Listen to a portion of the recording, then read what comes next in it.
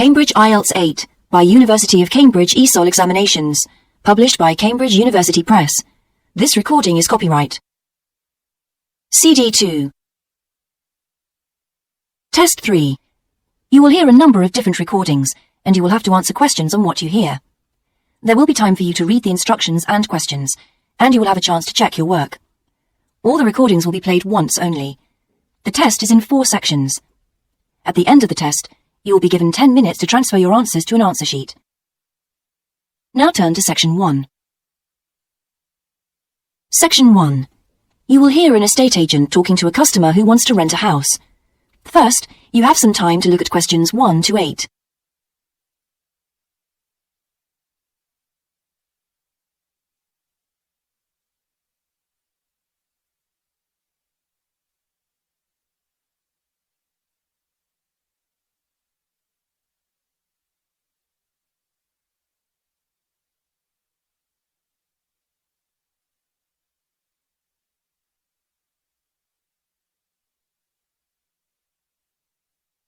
You will see that there is an example that has been done for you.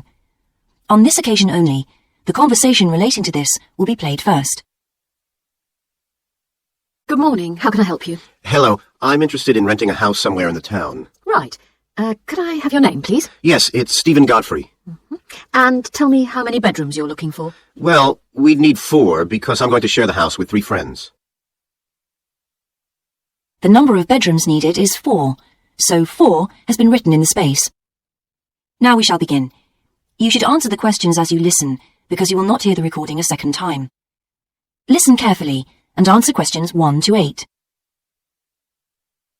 Good morning. How can I help you? Hello. I'm interested in renting a house somewhere in the town. Right. Could I have your name, please? Yes, it's Stephen Godfrey. And tell me how many bedrooms you're looking for. Well, we'd need 4 because I'm going to share the house with 3 friends. Okay. There are several of that size on our books. They mostly belong to families who are working abroad at the moment. What about the location? It'd be nice to be central. Oh, that might be difficult, as most houses of that size are in the suburbs. Still, there are a few. What's your upper limit for the rent? We'd like something around £500 a month, but we could go up to £600 if we have to. But we can't go beyond that. Do you know how long you want to rent the house for? The minimum let is 6 months, as you probably realise. We're at college here for 2 years, and we don't want to have to move during that time if we can avoid it. Right. And how soon do you want to move in? All our lets start on the 1st of the month. Well, as soon as possible, really. So that means September 1st. OK, let me have a look at what we've got. We have photographs of all the houses on our book, so you can get an idea of what they're like. There's this one in Oakington Avenue at £550 a month, combined living room and dining room with a separate kitchen. It doesn't have a garage, though you can park in the road. We'd prefer to have one if possible. Right. Then have a look at this house in Mead Street. It's got a very large living room and kitchen, bathroom, cloakroom. How much is it? That one's £580. It's very well furnished and equipped. It also has plenty of space for parking, and it's available for a minimum of a year. Oh, and there's a big garden. I don't think we could cope with that, to be honest. We'll be too busy to look after it. OK. Then there's this older house in Hamilton Road. Living room, kitchen, diner, and it has a study. £550 a month. That looks rather nice. But whereabouts in Hamilton Road? Towards the western end. Oh, that'll be very noisy. I know the area. Yes, it's pretty lively, but some people like it, though. Well, what about this house in Devon Close? That looks lovely. There's a big demand for houses in that area, so prices tend to be quite high. But this one hasn't been decorated for a few years, which has kept the rent down a bit. It's got a living room, dining room, and small kitchen, and it's £595 a month. I think it would suit you from what you've said. It sounds fine. Before you hear the rest of the conversation, you have some time to look at questions 9 and 10.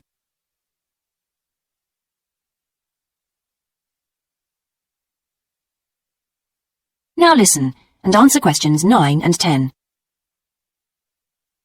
Why is that part of town so popular? Well, there's a big scheme to improve the district, and it'll soon have the best facilities for miles around. What sort of thing? There's a big sports centre under construction, which will be very impressive when it's finished. In fact, the swimming pool's already opened, ahead of schedule, and it's attracting a lot of people. What about cinemas? Are there any in the area? The only one closed down last year, and it's now in the process of being converted into a film museum. The local people are trying to get a new cinema added to the scheme. I think I heard something about a plan to replace the existing concert hall with a larger one. Ah, that's due to start next year. Well, it sounds an interesting area to live in. Could I go and see the house, please? Yes, of course. That is the end of section 1. You now have half a minute to check your answers.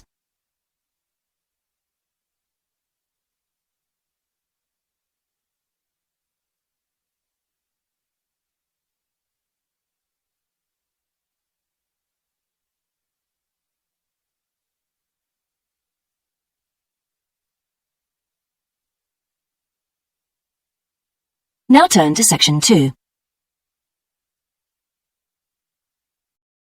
Section 2. You will hear a man talking on the radio about a national arts centre. First, you have some time to look at questions 11 to 16.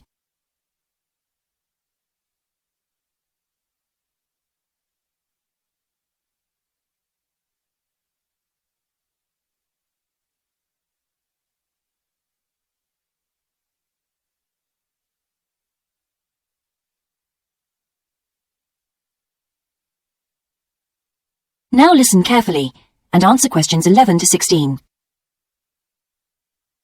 Hello, and welcome to Focus on the Arts. I'm your host, Dave Green, and this is your very own local radio programme.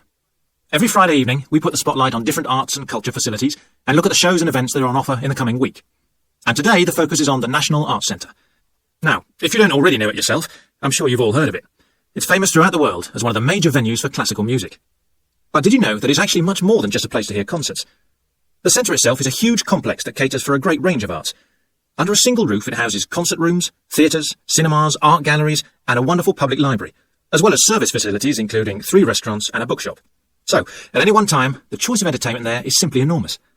So, how did they manage to build such a big arts complex right in the heart of the city? Well, the area was completely destroyed by bombs during the war in 1940. So the opportunity was taken to create a cultural centre that would be what they called the city's gift to the nation. Of course, it took a while for such a big project to get started, but it was planned in the 60s, built in the 70s, and eventually opened to the public in 1983. Ever since then, it has proved to be a great success. It's not privately owned, like many art centres, but is still in public hands. It's run by the City Council. Both our National Symphony Orchestra and National Theatre Company were involved in the planning of the project, and they're now based there, giving regular performances every week. And as the centre is open 363 days of the year, there are plenty of performances to choose from. Before you hear the rest of the broadcast, you have some time to look at questions 17 to 20.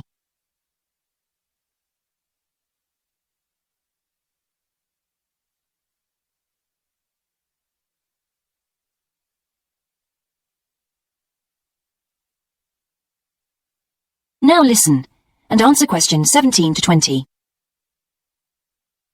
So, to give you some idea of what's on, and to help you choose from the many possibilities, we've made a selection of the star attractions. If you're interested in classical music, then we recommend you go along to the National on either Monday or Tuesday evening at 7:30 for a spectacular production of The Magic Flute, probably the most popular of all Mozart's operas. It's in the Garden Hall, and tickets start at only £8, but you'll have to be early if you want to get them that cheap. And remember, it's only on for those 2 evenings. For those more interested in the cinema, you might like to see the new Canadian film, which is showing on Wednesday evening at 8 p.m. in Cinema 2, and that's called 3 Lives.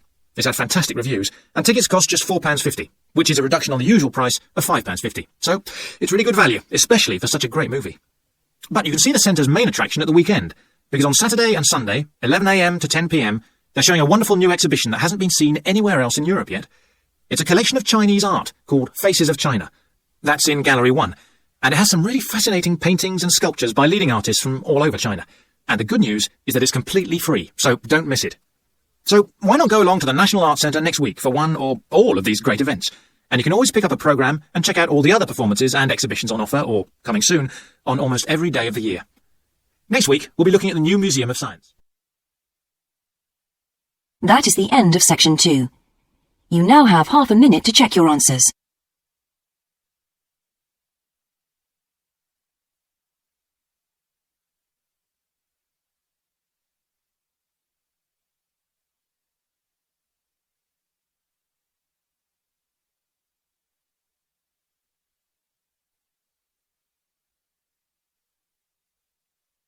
Now turn to Section 3.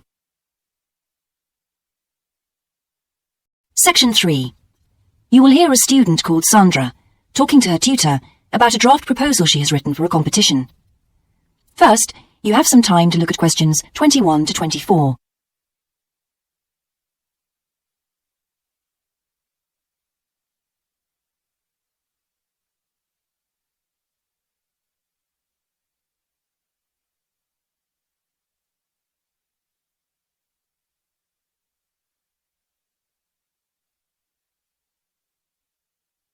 Now listen carefully and answer questions 21 to 24. Right, Sandra. You wanted to see me to get some feedback on your group's proposal, the one you're submitting for the Geography Society field trip competition. Uh-huh. I've had a look through your proposal, and I think it's a really good choice. In fact, I only have a few things to say about it, but even in an outline document like this, you really have to be careful to avoid typos and problems with layout in the proposal, and even in the contents page. So read it through carefully before submitting it, okay? Will do. And I've made a few notes on the proposal about things which could have been better sequenced. Okay. As for the writing itself, I've annotated the proposal as and where I thought it could be improved. Generally speaking, I feel you've often used complex structures and long sentences for the sake of it, and as a consequence, although your paragraphing and inclusion of subheadings help, it's quite hard to follow your train of thought at times. Oh. So, cut them down a bit, can you? Really? Yes, and don't forget simple formatting like numbering. Didn't I use page numbers? I didn't mean that. Look, you've remembered to include headers and footers, which is good, but listing ideas clearly is important. Number them, or use bullet points, which is even clearer. Then you'll focus the reader on your main points. I thought your suggestion to go to the Navajo Tribal Park was a very good idea. Oh, I've always wanted to go there. My father was a great fan of cowboy films and the Wild West, so I was subjected to seeing all the epics, many of which were shot there. As a consequence, it feels very familiar to me, and it's awesome, both geographically and visually. So it's somewhere I've always wanted to visit. The subsequent research I did and the online photographs made me even keener. Before you hear the rest of the conversation, you have some time to look at questions 25 to 30.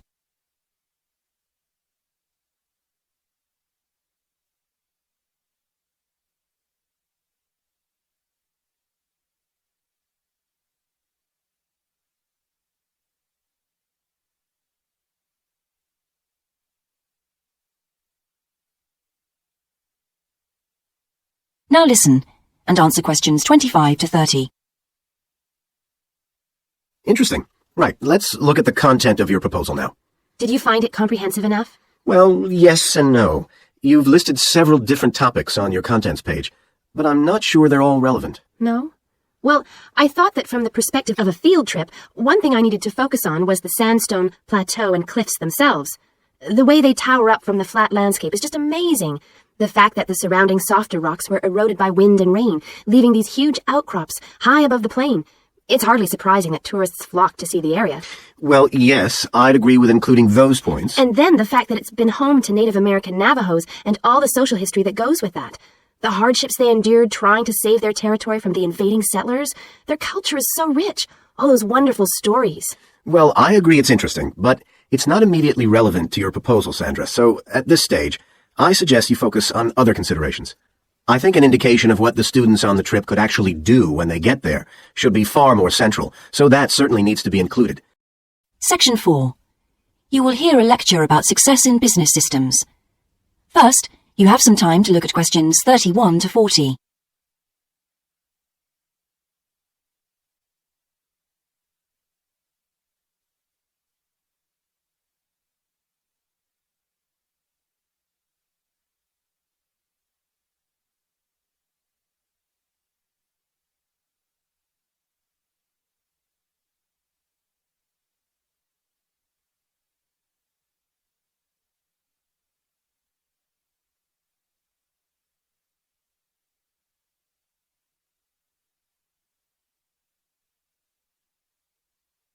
Now listen carefully and answer questions 31 to 40.